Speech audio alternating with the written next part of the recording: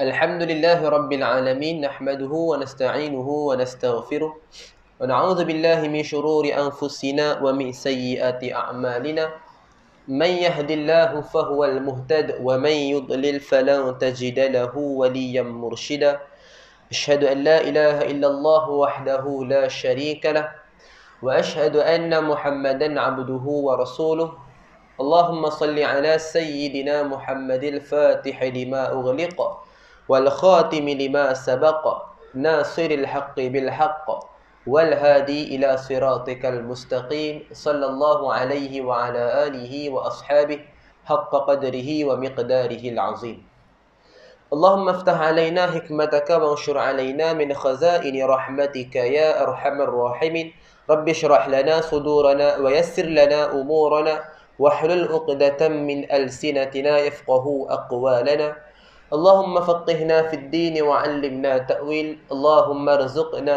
فهم النبيين وحفظ المرسلين وإلهام الملائكة المقربين يا فتاح يا عليم افتح قلوبنا فتوح العارفين سبحانك لا علم لنا إلا ما علمتنا إنك أنت العليم الحكيم لا حول ولا قوة إلا بالله العلي العظيم والحمد لله رب العالمين آمين آمين يا رب العالمين.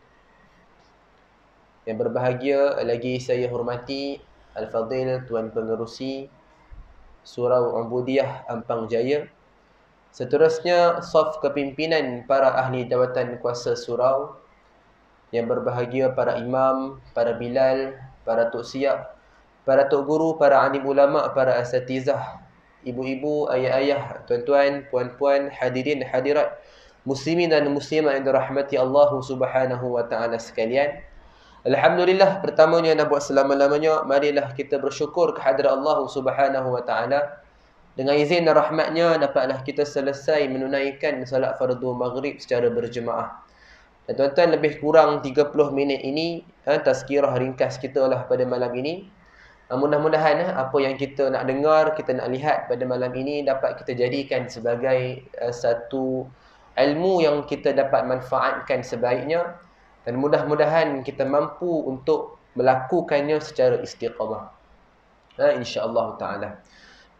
Baik tuan-tuan dan puan-puan dirahmati Allah Subhanahu wa taala sekalian, kita sambung pengajian kita. Pada pertemuan kita yang lalu tuan-tuan, kita dah bincangkan 10 sunnah yang terpenting lah, antara sunnah yang terpenting yang jarang kita dengar.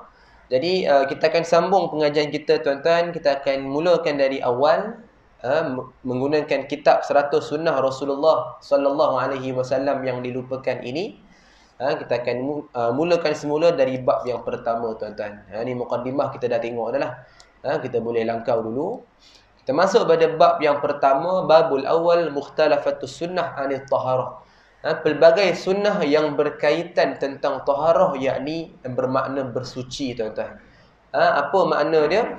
Kita tengoklah sunnah yang pertama dalam konteks berwuduk. Kata pengarang, qala al-muallifa rahimahullahu taala wa nafa'ana bi'ulumiha fi darain insyaallah wa amin. Kata pengarang kitab, dalam sunnah yang pertama beliau meletakkan, yakni memasukkan air ke dalam hidung semasa berwuduk. Jadi tuan-tuan, hadisnya di hadapan ini hadis dari Laqis bin Sabrah, bahawa beliau menyatakan bagaimana keadaan Nabi sallallahu alaihi wasallam bila mana Nabi berwuduk. Jadi tuan-tuan, dalam hadis ini kita dampaklah yakni Nabi kata, berusahalah memasukkan air ke dalam hidung kecuali jika kamu berpuasa. Yakni bila mana hari-hari biasa tuan-tuan, waktu kebiasaan kita disunatkan untuk kita masukkan air ke dalam hidung. Yakni perbuatannya dinamakan al-istinsyaq. Jadi perbuatan ini mungkin lazim kita buat. Cuma caranya tuan-tuan saya akan terangkan sekejap lagi. Koklah caranya mungkin salah kita buat. Bukanlah kata salah tu berdosa. Cuma kata tak tepat dengan sunnah Nabi lah. Jadi tuan-tuan, ini sunnah yang pertama lah.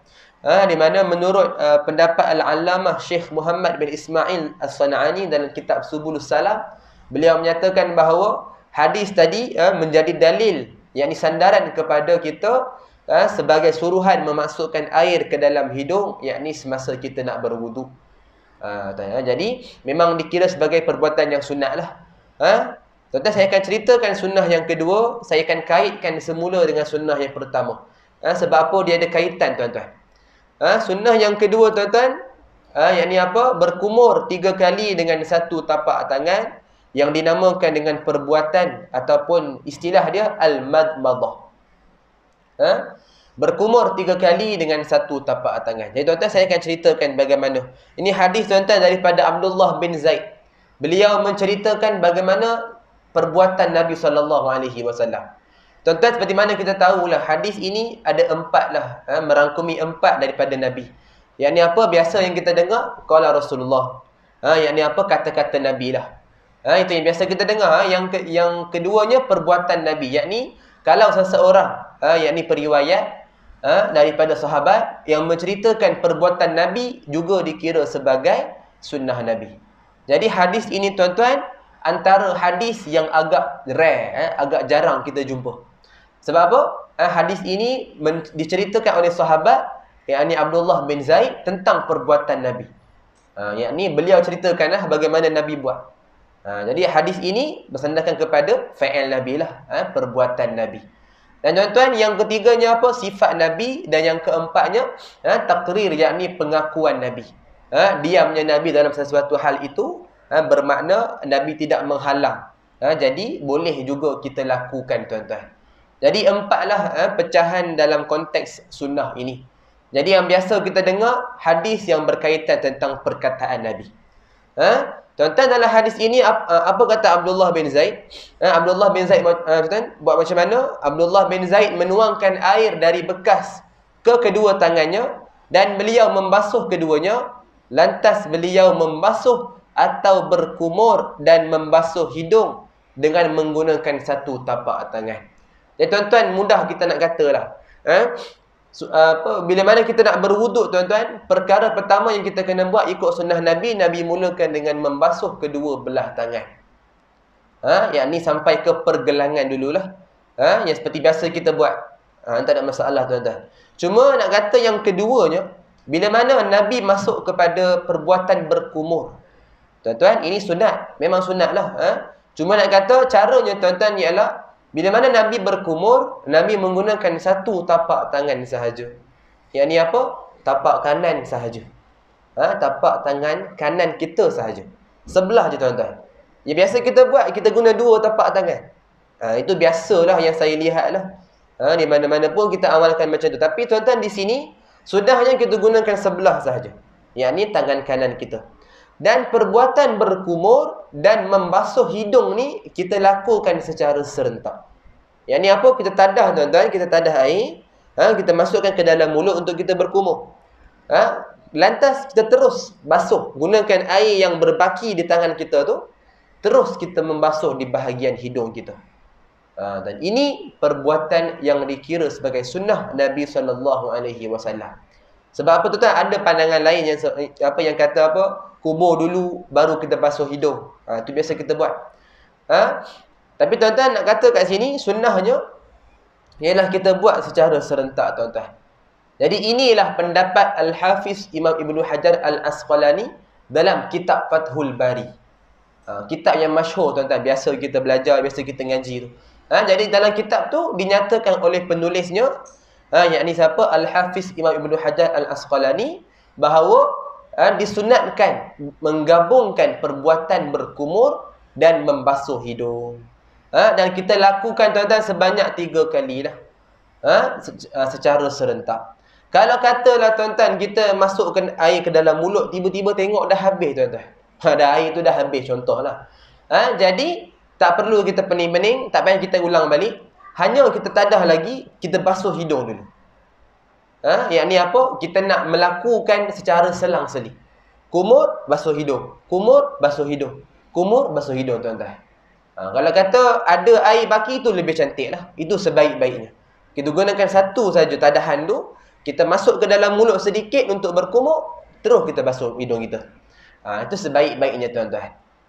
Kalau katalah adalah allergic, tuan-tuan. Saya sendiri pun, bila mana saya basuh hidung, tuan-tuan, masukkan air ke dalam hidung ni, boleh menyebabkan hidung saya ni berbengkak.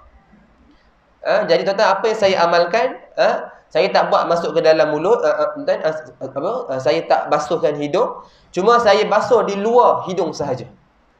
Yakni sebagai kita nak ambil sunnah lah. Berbanding kita terus tinggalkan tuan-tuan, itu lebih sedih lah. Itu lebih tak patut sebenarnya. Seboleh-bolehnya kita cuba ambil yang mana kita boleh. Macam saya tuan-tuan, saya ada alergik mungkin sebab resdung saya lah. Jadi sebab itu saya tak boleh masukkan air ke dalam hidung. Jadi saya akan buat hanya basuh di luar sahaja. Kalau katalah tak sesuai juga tuan-tuan, maka tak ada masalah lah. Sebab apa? Ianya hanya sunat sahaja. Cuma sebaik-baiknya kita cuba buatlah. Yang mana kita boleh ambil, kita cuba ambil tuan-tuan. Jadi itu dalam pergerakan sunat. Yakni lepas kita dah basuh kedua belah tangan hingga pergelangan, kita berkumur dan kita membasuh hidung kita secara serentak. Tuan-tuan, saya sambung sikit lah. Saya habiskan terus lah. Alang-alang kita dah cerita pasal wuduk ni. Tuan-tuan, apa dia tuan-tuan? Lepas itu kita kena buat apa? Kita basuh seluruh wajah kita. Ini merupakan anggota basuhan yang wajib. Wajibnya sekali, sunatnya 3 kali. Kalau kata tuan-tuan, waktu yang tak ada air tu, contohlah kan. Bila mana kita dalam keadaan yang tak ada air, kita ada menghadapi krisis air tuan-tuan. Jadi cukuplah sekadar sekali basuhan. Dan kita kena jimatkan air sebaik mungkin lah. Tapi kalau kata tuan-tuan waktu kebiasaan, kita buatlah sebanyak 3 kali. Sebagai apa? Kita nak ikut sunnah Nabi, Nabi buat 3 kali. Kemudian kita basuh kedua belah tangan hingga ke siku. Sebaiknya, sunatnya kita lebihkan basuhan. Yang ni sampai ke siku tuan-tuan, kita lebihkan, kita naikkan sedikit. Jangan kata ngam-ngam. Kalau boleh jangan ngam-ngam tuan-tuan. Sebaiknya kita lebihkan. Itu juga dikira sebagai perbuatan sunat dalam kita nak mengambil wuduk. Tuan-tuan, tadi basuh muka tu wajib. Yang pertamalah anggota wajib tu.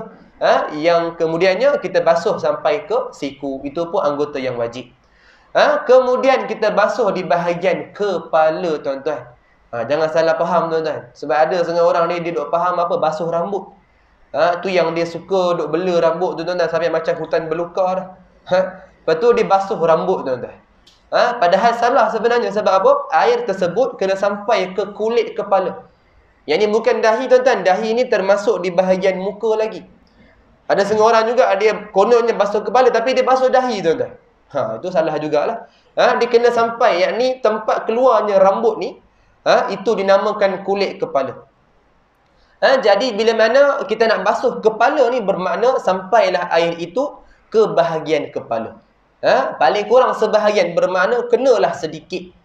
Kalau jenis yang rambut tebal-tebal tuan-tuan, kena hati-hatilah. Pastikan betul-betul air itu sampai. Nak mudah tuan-tuan, kita nipihkan rambut selalu. Itu lagi mudah, tak ada masalah lah. Nak lagi mudah tuan-tuan, bagi free of charge kepala kita. Lagi senang.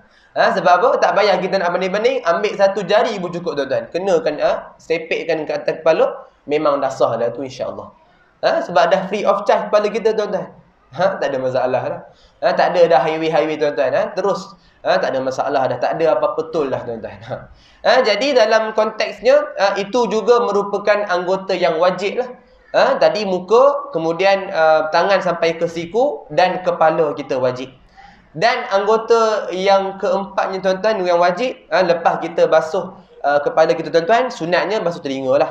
Lepas basuh telinga, yang terakhirnya kita basuh bahagian kaki kita. Ini juga anggota yang wajib.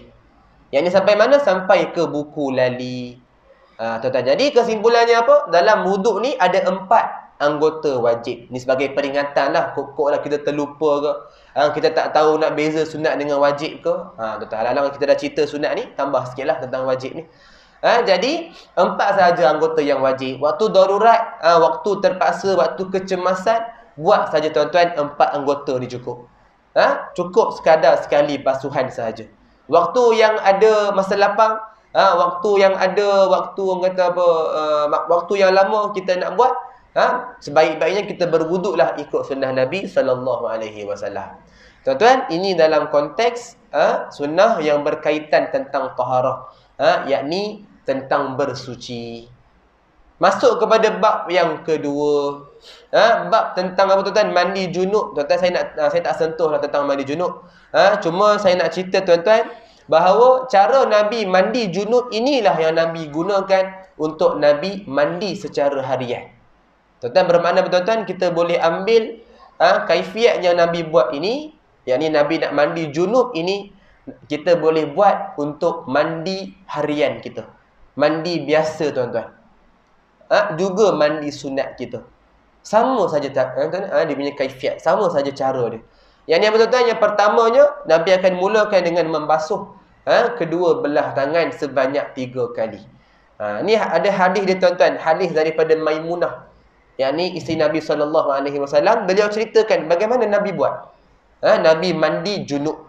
Tapi kita boleh ambil lah sebagai apa? Sebagai satu istifadah, sebagai satu faedah kita nak buat pada mandi harian kita. Sama tuan-tuan cara dia. Yang ni apa? Pertama tadi basuh kedua belah tangan 3 kali. Kemudian yang kedua, kita membasuh alat sulit kita lah. Yakni bahagian kubul kita tuan-tuan. Menggunakan tangan kiri. Itu cara dia tuan-tuan. Menyapu ataupun kita membersihkan, membasuh bahagian kubul alat sulit kita ini sebanyak 3 kali menggunakan tangan kiri. Itu cara Nabi buat. Sebab apa tuan-tuan? Sebab mudah. Bila kita nak mandi nanti, khususnya mandi junub, tak perlu kita nak sentuh lagi bahagian kemaluan. Tak perlu kita nak sentuh lagi bahagian kubul kita. Tinggal kita nak mandi di bahagian lain tuan-tuan. Jadi, mandian itu kita boleh gunakan sebagai gantian kepada wuduk. Yang ni apa? Kita tak payah nak wuduk tuan-tuan. Terus kita boleh pergi solat. Sebab apa? Dah dikira. Bila mana kita angkat hadas besar, juga dikira sebagai terangkatnya hadas kecil secara automatik. Inilah pendapat Imam As-Sayyid Sabiq dalam kitab Fiqh Sunnah. Yang ni apa? Bila kita angkat hadas besar, bermakna dah angkat hadas kecil. Bila kita dah mandi junub tuan-tuan, ni mandi wajib lah tuan-tuan. Bila kita niat mandi wajib, bermakna kita, dalam masa yang sama telah dikira sebagai gantian kepada wuduk. Tapi dengan syarat jangan buat benda yang batalkan wuduk lah. Ni kalau dah mandi tuan-tuan, tiba-tiba baru kita nak basuh bahagian kubul, jadi dah batal wuduk dah. Sebab itu kalau ikut sunnah Nabi ni, cantik dah. Nabi buat ikut turutan tuan-tuan. Mula Nabi basuh tangan, kedua belah tangan 3 kali. Kemudian Nabi basuh kubul. Dan ketiga tuan-tuan, Nabi berwuduk. Nabi akan berwuduk sama seperti wuduk untuk solat. Tuan-tuan, sebaik-baiknya kita buat macam ni jugalah. Ni waktu-waktu yang ada lapang tuan-tuan. Kadang-kadang kita bangun awal. Kadang-kadang kita mungkin apa orang kata bangun awal sangatlah, kita nak solat apa semua pun, tapi tengok masa macam awal sangat, mungkin 4.30 ke kita bangun.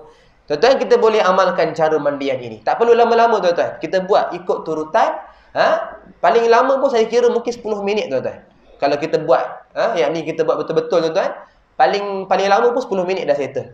Kalau lebih tu bermakna dia mungkin dia nak tambah lagi lah, dia nak lagi puas ke apa, tak ada masalah lah.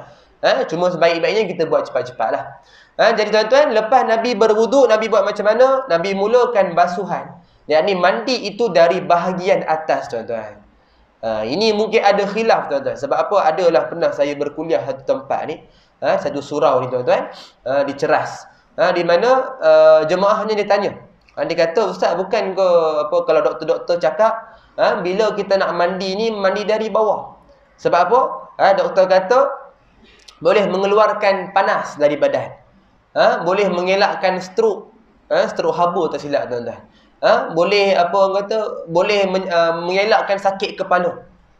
Tuan-tuan, kesimpulan kesimpulannya ialah tuan-tuan apa dia?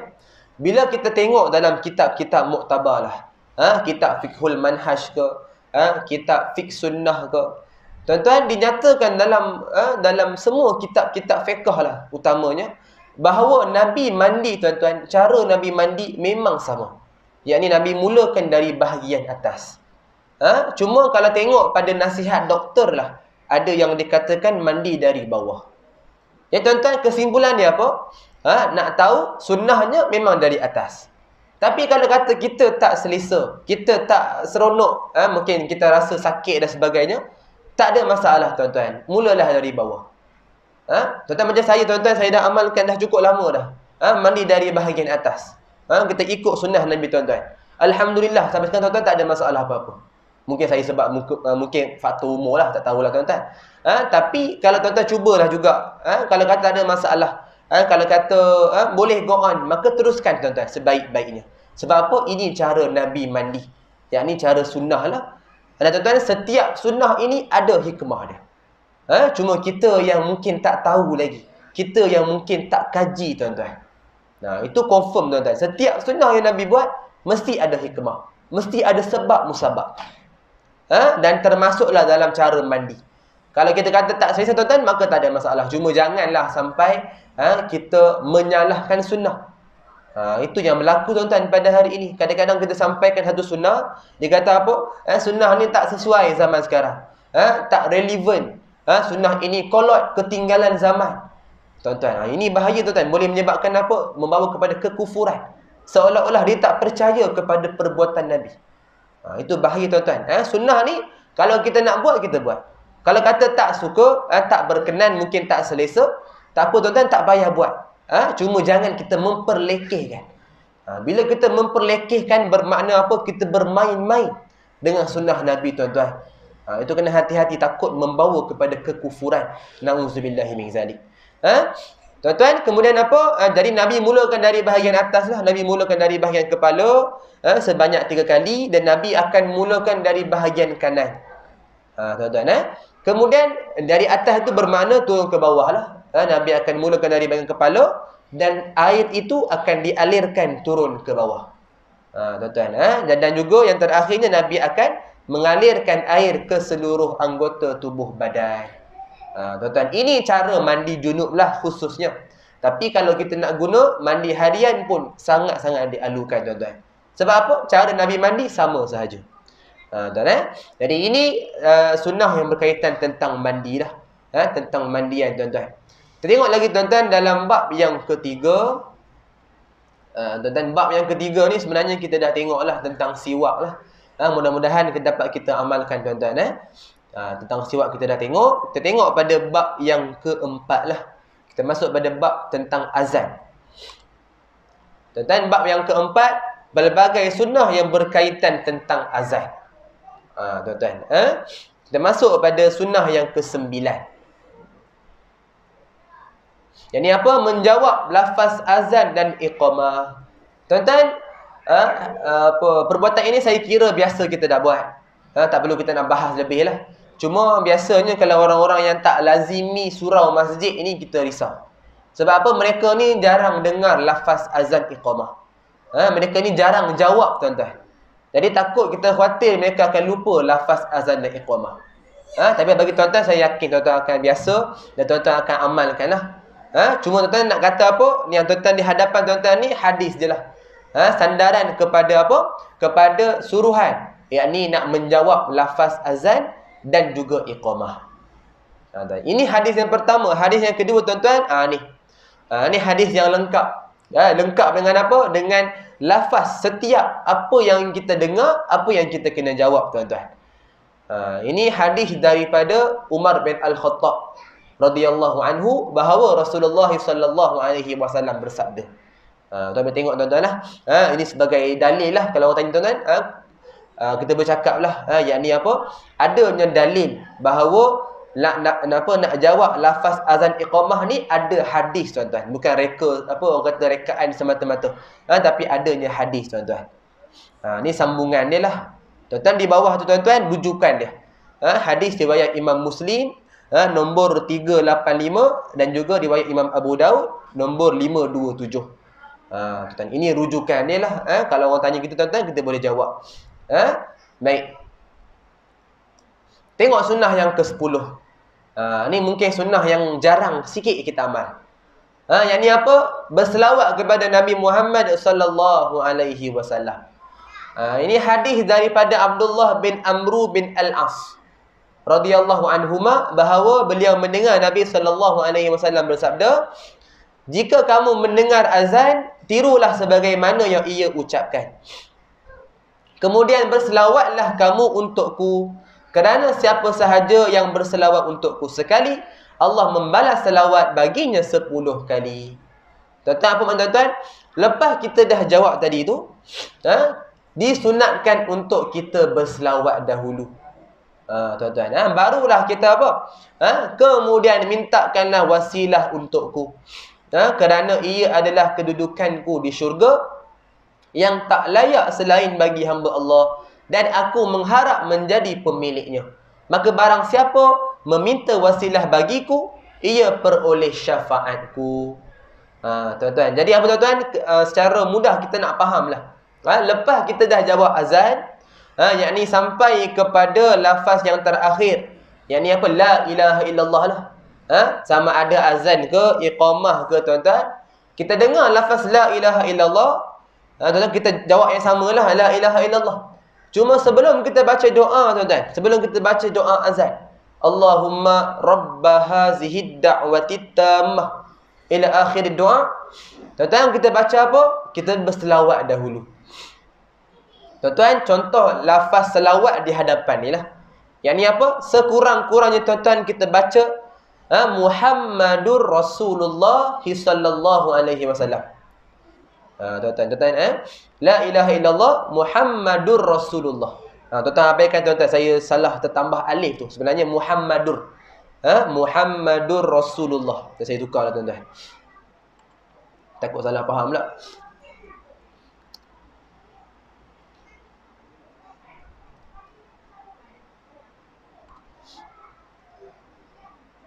Tuan, ini dia. Ni dia punya lafaz lah.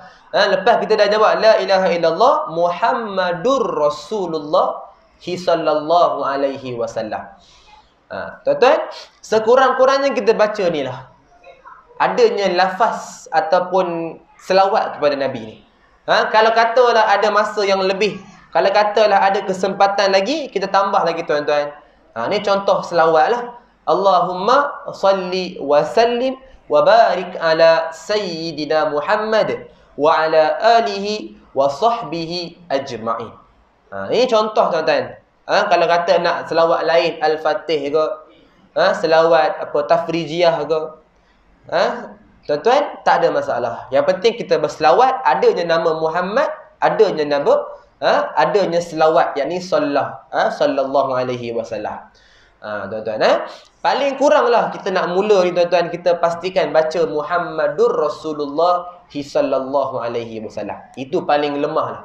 Yakni paling kata sebagai permulaan, sebagai starter tuan-tuan. Kita nak mula amal ni, kita mula yang ringkas-ringkas dulu. Tuan-tuan, jadi ini contohlah, mudah-mudahan lepas ni kita boleh amal tuan-tuan. Pastikan selawat dulu baru kita baca doa azan. Itu sebaik-baik cara. Menurut apa hadis tadi tuan-tuan. Baik. Ini sunnah yang ke-10. Tengok sunnah yang ke-11. Sunnah yang terakhir pada malam ini tuan-tuan. Yang ni apa? Doa azan. Ini kata inilah pengarang kitab kata doa azan. Tuan-tuan, tapi sebenarnya bukan doa azan yang kita biasa baca tu. Itu doa yang ada wasilah. Tapi ini doa yang kita minta kepada kita. Yang ni apa? Kita minta untuk kita tuan-tuan. Tuan-tuan, apa doa tuan-tuan? Saya bacakan hadis dulu. Ini hadis daripada Sa'ad bin Abi Waqqas radhiyallahu anhu, bahawa Rasulullah sallallahu alaihi wasallam bersabda, siapa yang ketika mendengar bacaan muazzin lalu mengucapkan doa.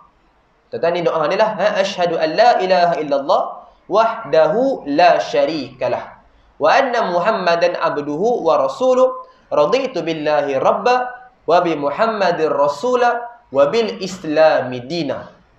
Tuan-tuan, apa makna tuan-tuan? Aku bersaksi bahawa tiada sembahan yang hak selain Allah, semata yang tiada sekutu baginya, dan Muhammad adalah hamba dan utusannya. Aku meredai Allah sebagai Rabb, Muhammad sebagai Rasul, dan Islam sebagai agama. Tuan-tuan, apa fadilah tuan-tuan? Apa fadilah dia? Maka dosanya akan diampuni. Tuan-tuan, mudah-mudah tuan-tuan kita dah dapat Tuan-tuan, mudah katalah tuan-tuan. Dalam hadis ini ada dua pandangan ulama. Pertamanya pandangan Imam Nawawi dalam kitab Syarah Muslim. Tuan-tuan, apa pandangan beliau? Beliau nyatakan bahawa kita baca lafaz ini ketika kita mendengar azan. Yakni bila muazzin kata asyhadu an la ilaha illallah, tuan-tuan kita jawab. Ni lafaz ni. Asyhadu anna Muhammadar Rasulullah, tuan-tuan juga ada lafaz dia. Tuan-tuan. Dan ini lafaz dia tuan-tuan. Baik, itu pandangan pertama tuan-tuan. Pandangan yang kedua, menurut pandangan Al-Allamah Syekh Mubarakfuri dalam kitab Tuhfatul Ahwazi. Yakni kitab yang menerangkan tentang hadis-hadis. Syarhut Tirmizi tuan-tuan. Dalam kitab tersebut, beliau menyatakan apa? Pandangan beliau, kita membaca doa ni ataupun kita baca lafaz ini setelah selesai kita dengar azan. Tuan-tuan, cuma nak kata tuan-tuan, dua pandangan ini pada saya lah tuan-tuan, sebaik-baiknya kita buat semasa azan iqamah. Yang ni kita dengar muazzin baca, terus kita jawab tuan-tuan. Supaya apa? Bila lepas selesai tuan-tuan, takut kita ada banyak benda kita nak baca. Yelah, kita nak baca apa? Selawat lagi. Kita nak baca tuan-tuan doa ni lagi, doa yang baru ni. Kemudian kita nak baca doa yang ada wasilah Nabi lagi. Takut jadi panjang tuan-tuan. Takut lagi kalau kita lupa pula. Lagi payahlah, lagi rugi tuan-tuan.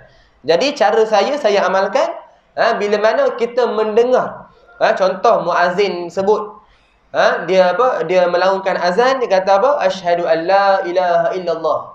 Tuan-tuan kita jawab sama juga. Asyhadu an la ilaha illallah. Cuma tambahkan sedikit. Wahdahu la syarikalah. Tuan-tuan, sama juga dengan lafaz yang bawah tu. Bila muazzin sebut asyhadu anna Muhammadar Rasulullah, juga jawab yang sama. Asyhadu anna Muhammadar Rasulullah. Tambah sikit tuan-tuan. Raditu billahi rabba wa bi Muhammadir rasula wa bil islami dina. Tuan-tuan, ada typo juga tuan-tuan. Saya tukar aja. Syarikalah tu dia tak ada ni, dia tak ada apa syaddah. Dia tak ada syiddah lah. Tuan, ini dia. Ini lafaz yang sebaiknya lah. Tuan-tuan, jadi kalau kata tuan-tuan tak boleh nak ingat ke, takut terlupa ke, tuan-tuan boleh tangkap gambar dulu, siap-siap simpan. Lepas tuan-tuan, mudah-mudahan kita boleh amal. Yang ni apa? Bila kita dengar azan dan juga iqamah, dua-dua tuan-tuan. Sama saja dia punya penggunaan dia. Ketika kita mendengar, itu lebih mudah. Kita jawab tuan-tuan yang sama, cuma pastikan ada tambahan ni. Yang ni apa? Asyhadu an la ilaha illallah. Tuan-tuan tambah sikit je. Wahdahu la syarikalah. Tuan-tuan, kalau lafaz yang bawah tu, asyhadu anna Muhammadar Rasulullah, sama juga. Tuan-tuan tambahkan sedikit. Raditu billahi rabba wa bi Muhammadir rasula wa bil islami dina. Tuan-tuan, kalau katalah tuan-tuan dah biasa amal macam mana? Raditu billahi rabba wa bil islami dina wa bi Muhammadin nabiyyan wa rasulah. Dan ini biasa kita amal dalam al-maksurah. Itu biasa kita amal. Tuan-tuan, tak ada masalah. Dua-dua boleh. Cuma kalau ikut matan hadis tadi, Nabi letak susunan dia macam ni. Yakni apa? Mula-mula raditu billah, dengan Allah dulu. Kemudian Muhammad sebagai Rasul. Barulah Islam sebagai agama. Tapi tak ada masalah tuan-tuan. Mana-mana pun tak ada masalah lah, tak kisahlah. Cuma yang penting mudah-mudahan lah dapat kita tambahkan sedikit lafaz ini selepas-lepas ni tuan-tuan. Kita dengar azan ke, kita dengar iqamah ke, mudah-mudahan tuan-tuan dapatlah kita amalkan yakni sebagai sunnah dalam kehidupan kita.